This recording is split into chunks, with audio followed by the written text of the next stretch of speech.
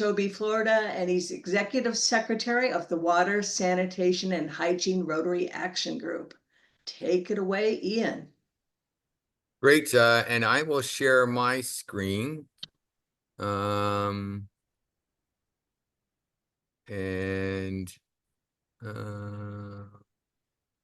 there we go. I think you can see that now. Can you see that? Yes, thank you. Yes, we can. Great. So thank you very much. I appreciate David, you putting up a Scottish thistle.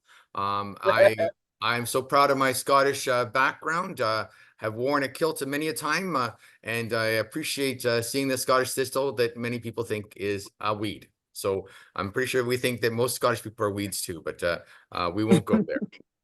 So I'm going to talk a little bit about water and wash, which we call water, sanitation, and hygiene.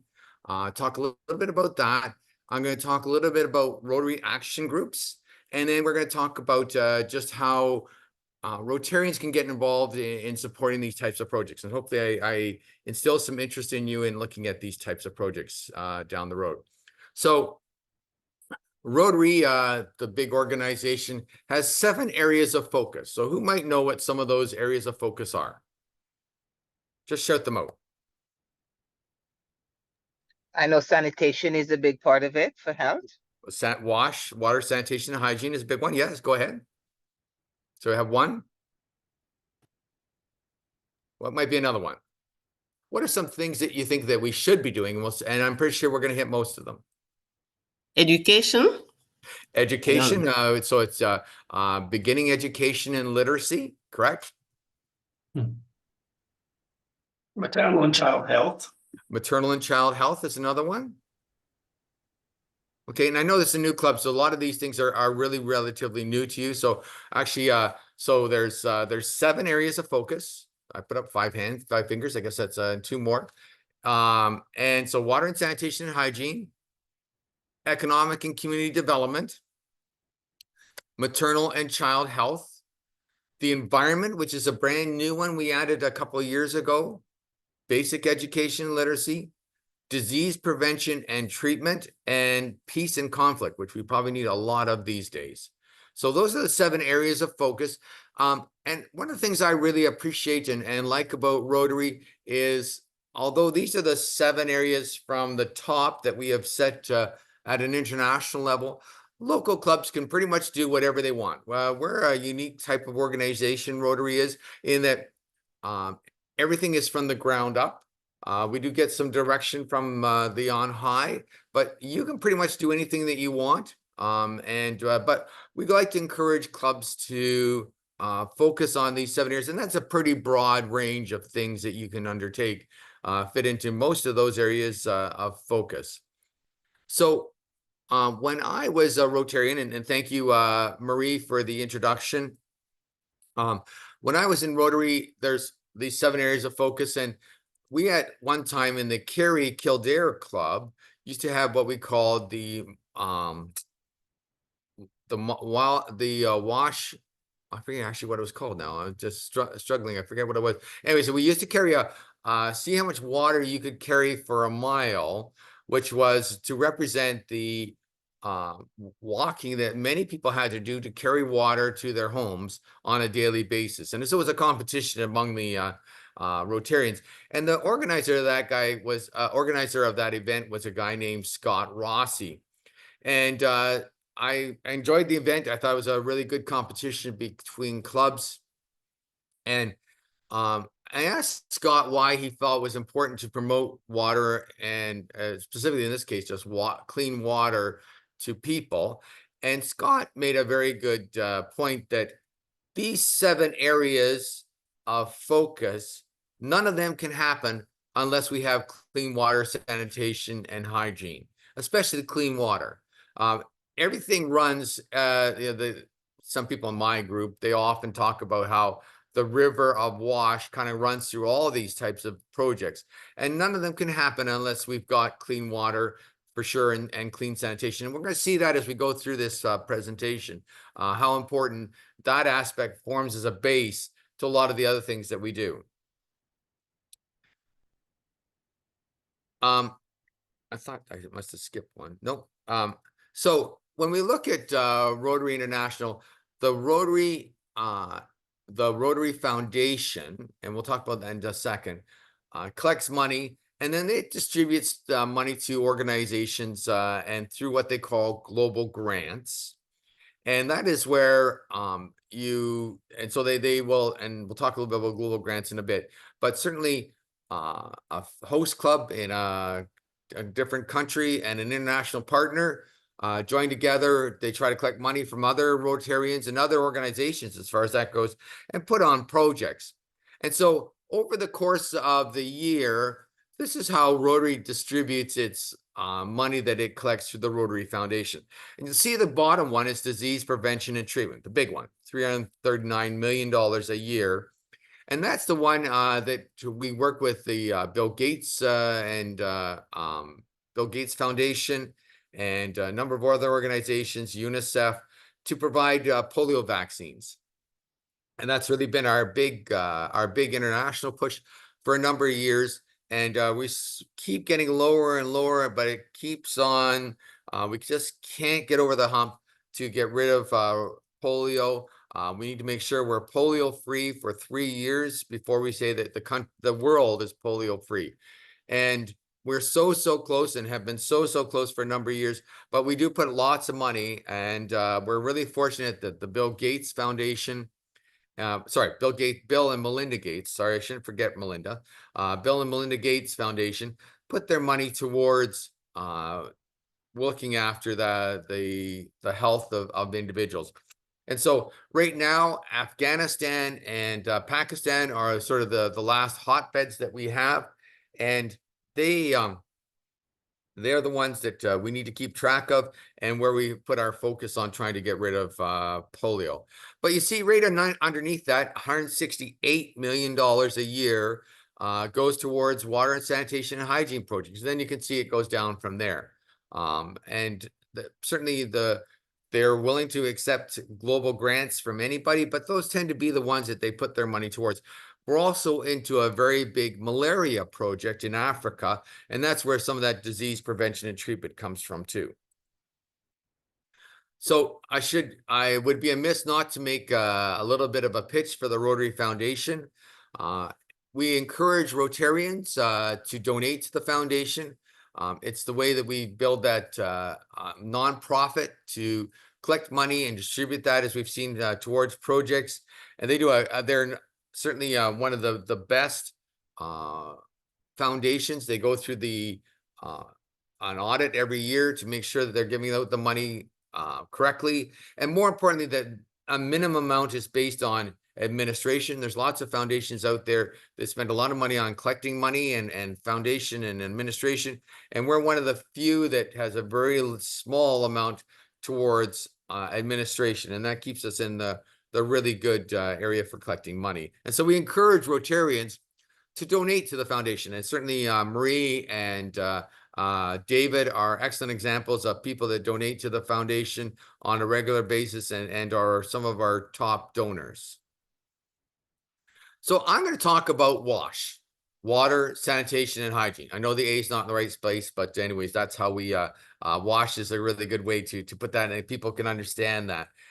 So that fits into a couple different areas, water being one, and certainly we estimate that 2.2 billion people, that's B with a billion with a B, lack safely managed drinking water. And 4.2 million, almost double, lack safely managed sanitation. So let's just talk about water for a second.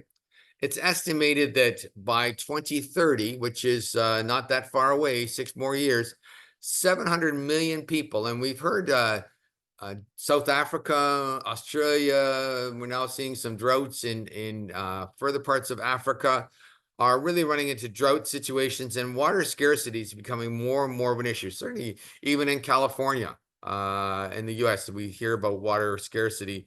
And so getting clean water and realizing that, so there's difference between having water and then having clean water and making sure that it's managed carefully so that we don't see E. coli and some of these other things creep into our water system.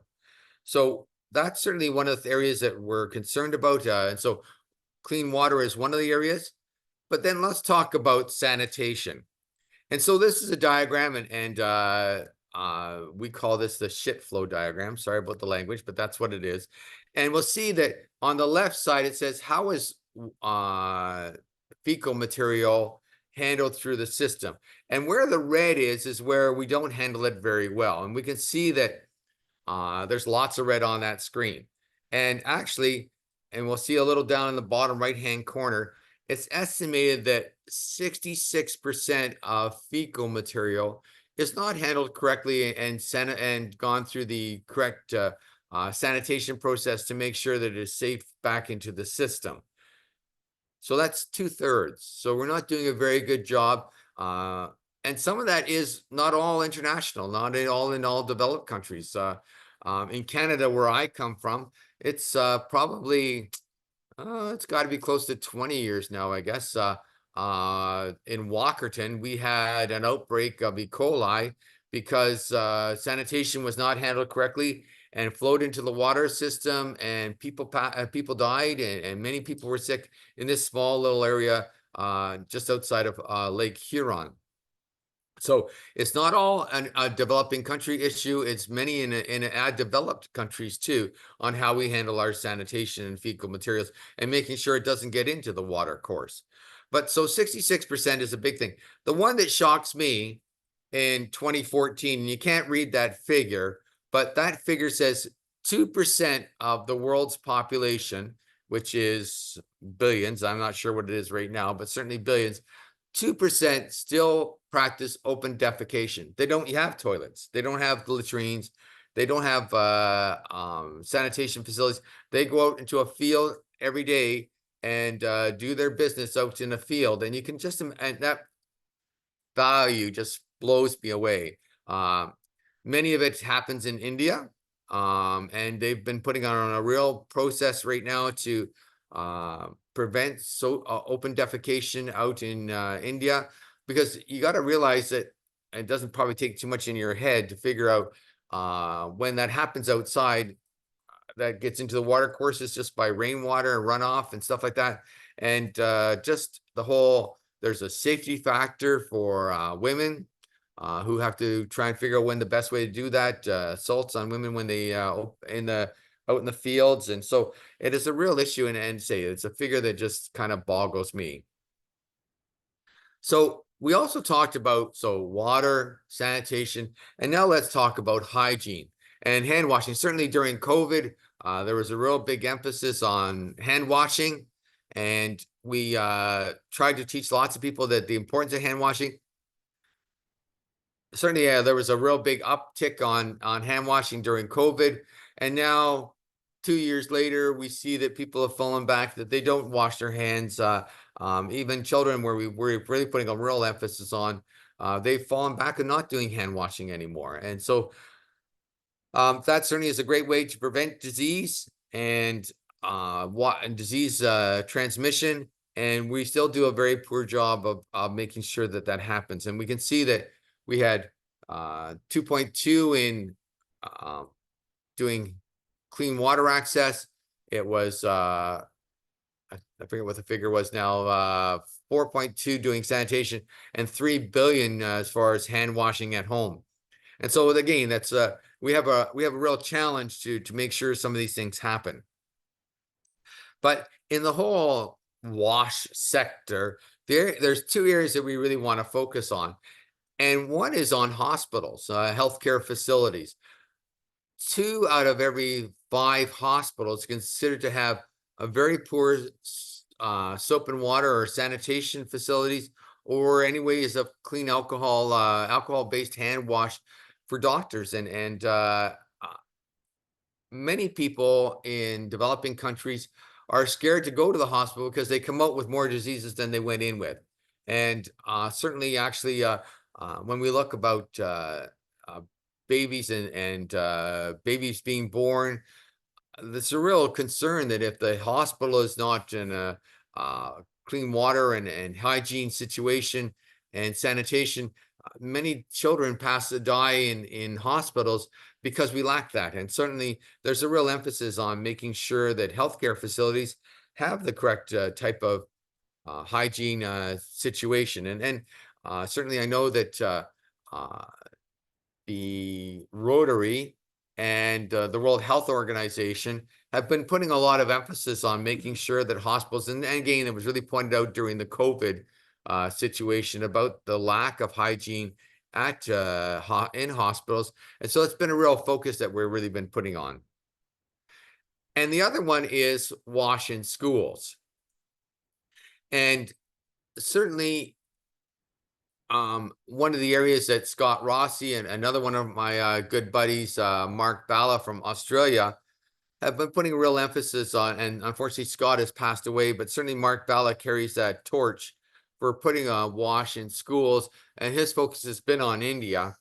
And so we look at water and sanitation in schools, and it really emphasizes to me the importance of that. And when we look at when schools don't have clean water and sanitation, there's a real big ripple effect.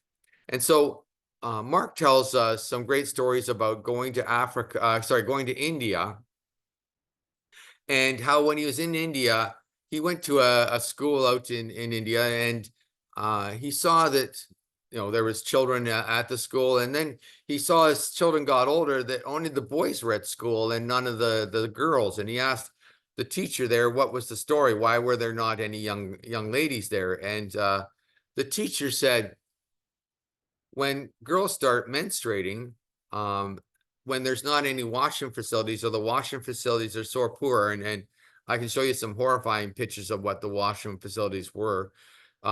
They don't go to school during their menstrual period, and so they stay home. They start getting behind, and then they get out of school, and they drop out. And so and Mark who had a young daughter at the time, was horrified that that because of menstrual period that young ladies were not going to school. And so he put a real effort on putting in towards schools and making sure that they had the proper washroom blocks, is what they would call them. This is a picture of a washroom block, and that they have clean water for washing their hands at the end of the period, at the after they finished going the washroom, and that young ladies had a safe place when they were doing their menstrual period. And so, and after 3 years, he went back to the same school and saw young girls staying in school. And so what was the impact of that? So the impact was huge. So girls, if they feel that they don't drop out, they stay in school longer, they become better educated, they earn more money during their lifetime, they don't get married as soon, they have less children, and they're healthier. And so he saw a real impact of having this wash, what we call it WINS, or WINS, wash in schools program. And so he also saw the impact is so that when you build these washroom blocks, that when he went back 3 years later, he then saw that in the young girls have an impact on their parents, and he saw that parents were then putting washroom facilities in their homes because there was a lot of pressure to do that. So there was a huge ripple effect about having these wash in schools programs. And so we're pretty pleased about that. So there's really going to be a real emphasis on water and sanitation and hygiene in hospitals, and also in school programs. So we can see that I mentioned that there was $687 million was put towards water and sanitation projects. But as we look at how these are broken out, is that we can see that there's certainly just bringing water, clean water supply is a big thing. But certainly wash in schools, there was a big campaign on that, was also a big emphasis. and water treatment. So making sure that chlorine, that water is treated correctly so that it is safe. We do provide graduate scholarships in the Amsterdam. We have the IHE in Delft program where we have wash scholars that Rotary puts some money towards to build better treatment facility, build better, educate people so that they can become experts, then go out and train people to build better wash facilities. And we have latrine and construction, and I know that Rotary really struggles with, we can build a pit latrine, but really that is really a short-term solution. Pits, latrines maybe last maybe 3-5 years at the most, and then they have to move them, and often they're not and we're really big into sustainable projects that will last for a lifetime or for a long time at least.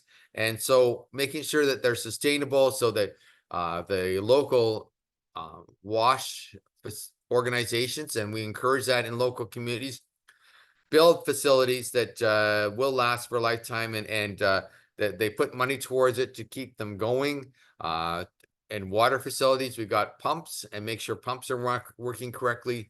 In sanitation projects, making sure that they're staying operational, because we've seen too many projects where and Rotary is as much to blame as lots of nonprofits come in.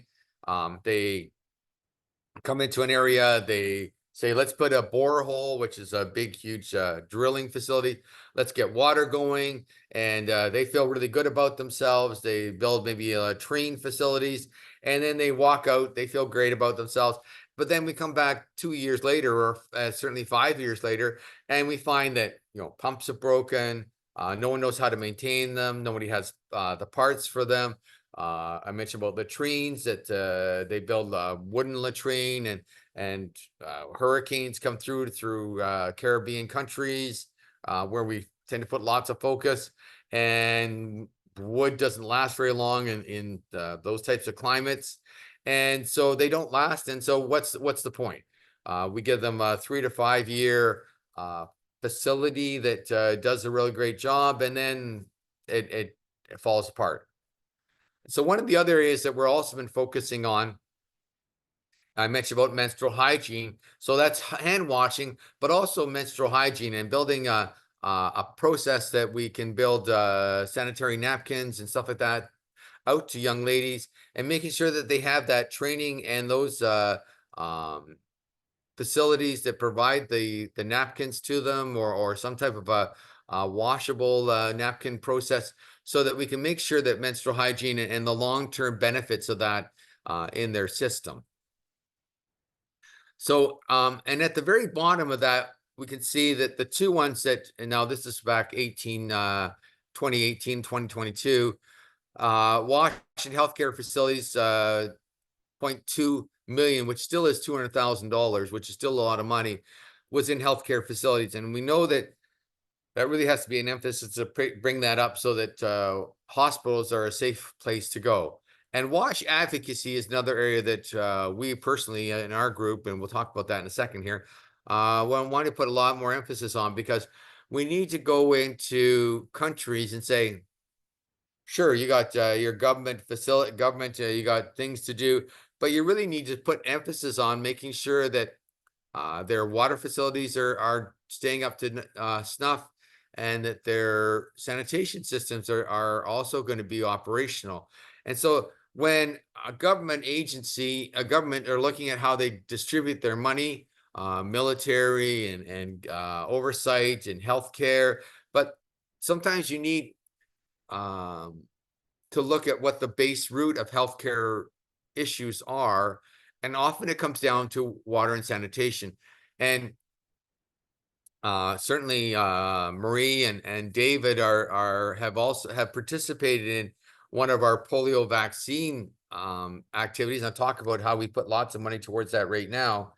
Certainly, we also have found that if we had put our efforts, our millions of dollars towards water and sanitation at the start, maybe our polio problems would not be here, because we would have already solved the issue where polio starts is through sanitation issues. And if we put our money there at the start, maybe we wouldn't be in the situation that we are with polio still. Almost 20 years, 30 years that we've been working on the polio eradication process. So we need to advocate that governments need to put their money in the right spots. So I'm part of the WASH, Water, Sanitation and Hygiene Rotary Action Group. So what is that? So I mentioned about the 7 areas of focus, and for all those 7 areas of focus, we have what they call Rotary Action Groups. And these are people that are passionate on a specific area. So in each of the 7 areas of focus, we have different Rotary Action Groups. So people who are putting their focus, and I talked about Scott Rossi, who told me about the WASH Rotary Action Group.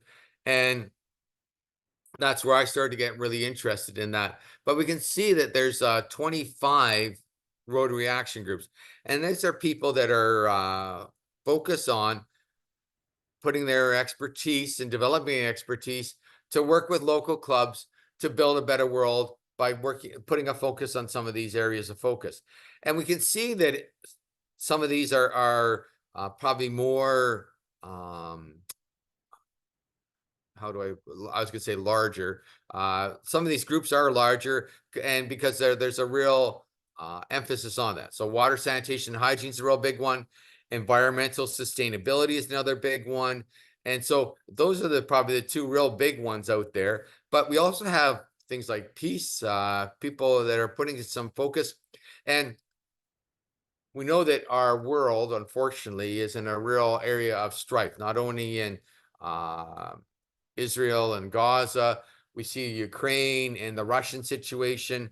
And Rotarians, I think, are kind of crazy people at times, because they'll go in to some of these conflict areas and provide, sometimes they can be where the UN and other organizations can't get because they're very political.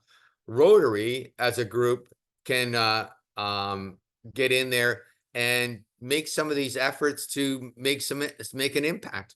And so I'm really pleased that we often have lots of examples where Rotary gets in, and we can provide a roadway into making a difference in those areas, whether it's peace or water and sanitation.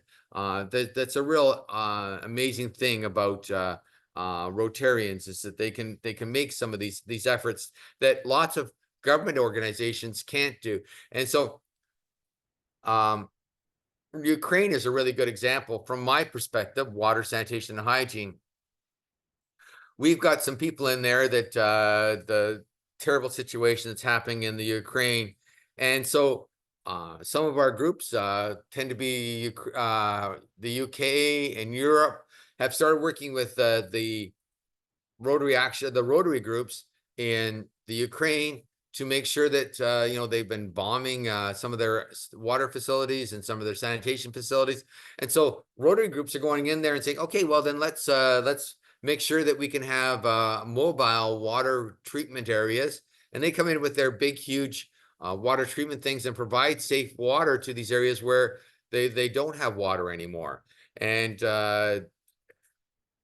bombing happens in the Ukraine, unfortunately, but they build bomb shelters, and then they put in water facilities, fountains and stuff like that in some of these bomb shelters, so that when children are out of school can get in there and still have safe drinking water in a bomb shelter. And that's just some of the crazy things that I call them crazy, but I have to give them lots of credit, amazing amount of credit. They go into these war-torn areas and provide that safe water, and especially safe water, but now more emphasis on sanitation and hygiene, because they know that that's really the basis of health. And so, and Gaza, we have actually, I was working with a group that are going into Gaza next week, make sure that safe water is being provided to that area there, and working in refugee areas in lots of war torn areas. And I heard Cameroon, we're working in the South Sudan. Often there's lots of Rotary groups that go into those type of areas, provide that safe water for some of these areas that are going through some real troublesome areas. But we don't only focus on areas in conflict, but certainly provide water and sanitation to lots of areas throughout the world. And so our group, the Water and Sanitation Rotary Action Group, is putting emphasis on providing sustainable, long-lasting, clean water, sustainable sanitation, and making sure that hygiene is provided. And we've been doing that since 2007. And we have 1,200 members that are active Rotary Action Group members in 91 countries throughout the world. And so many in North America, Canada. I'm a Canadian. I'm really proud, even though the US is one of the big areas where we have lots of WASH members. Certainly Canada is another really big one. But Europe and Africa are also big members of the WASH group. Southeast Asia, so that's the orange area there. That's India and Pakistan and Afghanistan. They've realized that certainly that is an area that we need to do lots of work on. And the blue area, Southeast Asia in general, we do have groups in China. There's actually a big project that we put on in Chiang Mai, bringing water and sanitation to schools there. And the South Pacific, Australia, New Zealand, and Papua New Guinea, and those areas down through there. Certainly, that's areas that we also put lots of effort into, and our membership is spread throughout those areas. So this map here, when I talked about the money that Rotary gives to groups, we want to make sure that money is spent correctly, and that we talked about sustainable and making sure that the projects go. So we have people that are called cadre, C-A-D-R-E, cadre, go out and they put their emphasis on making sure the money is spent correctly, that is spent, they have receipts, and that it's also that the project is sustainable and things are happening correctly. So we also have WASH ambassadors that work at the bottom end saying, let's work with groups to make sure that they have their projects are put together correctly. Go out, and I'm a WASH ambassador. I'm doing I can check this off today. I did a WASH presentation for a Rotary group, making them aware of what WASH is all about. I realize my time's ticking, so I'll have to move a little bit quicker here. So we have WASH ambassadors. We also have a professional services group. And when you have a Rotary Action Group wants to put together what they call a global grant, we talked about that already, we'll review that global grant, and we'll give your club $2,000 for giving you us the opportunity to review it. And the reason we do that is making sure that we make sure that they've done their needs assessment correctly, that they're putting together a sustainable project, and so that when they're going to bring that to the Rotary Foundation for funding, that that it's more likely to go through, because we put all those checks and balances in and make sure that it is going to be a sustainable project. We also provide technical assistance, and actually later on this year, we'll also through our advocacy programs, government agencies are saying, well, if you're going to put in a borehole or a sand dam or something like that, let's make sure that it's going to be in the right area, that you've got a sound project. And so they're asking for technical assistance to happen and technical assessments, making sure it's the right project in the right area. And so that's something that we're working on. And we're also working on, we call our WASH project profile. And that's where we're allowing global grants to put their projects on our site, which is something we just introduced here just a couple weeks ago.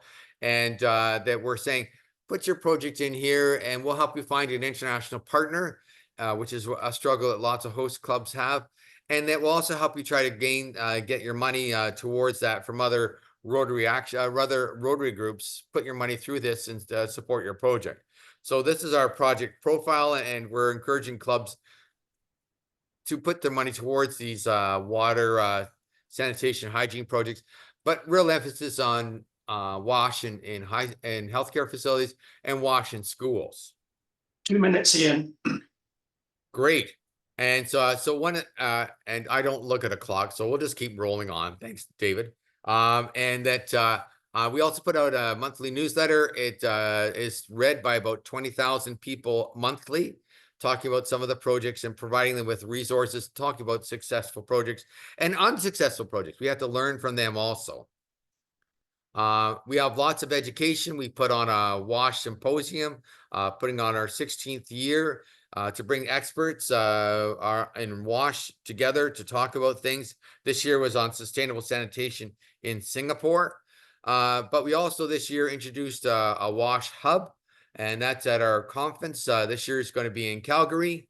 So hopefully some of you will have the opportunity to travel up to Calgary and see that. And we'll have a WASH hub there also, and projects emphasizing some of the things that we're doing from local clubs. And also education, we also have a whole source of education, everything from rainwater. Here's a sand dam. We also talk our wash in schools program, have a nice PDF there talking about how to put together those very successfully. So we have a bunch of directors, but we also have an operations team, which is where I work.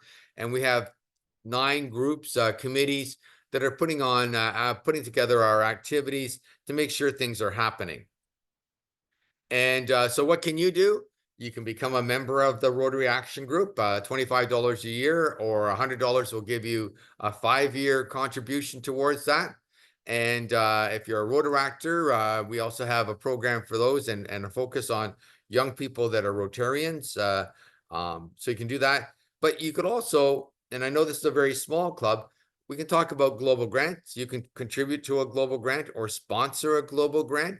And some of the Rotary money goes to, I mentioned 168 million goes towards those projects. But you're unlikely to do that at a small project group. But you could also have district projects. And so we talk about money donated to the Rotary Foundation. Half of that money comes back to the district after 3 years towards sponsoring district projects. And in 7710, which is your project, they have put on latrine projects or wash projects in the Dominican Republic. It's got to be over 10 years now. They've been doing projects in the Dominican Republic based on some of this district and the money that comes from the Rotary Foundation. But then you can also do a club-to-club project. So global grants tend to take a long time to put together. District grants tend to be very focused. They tend to have specific areas based on the interests of the district governor or a project that's already in place. And but my club, the E-Club of Wash, which is an international club, for $1,500, you can bring clean water to 50 people in the South Sudan. And we also provide local training so that people can maintain that water system. So $1,500 is not very much. You could sponsor a wash project. So that's some of the options that you have. I came pretty close, David. I'll take some questions at this time.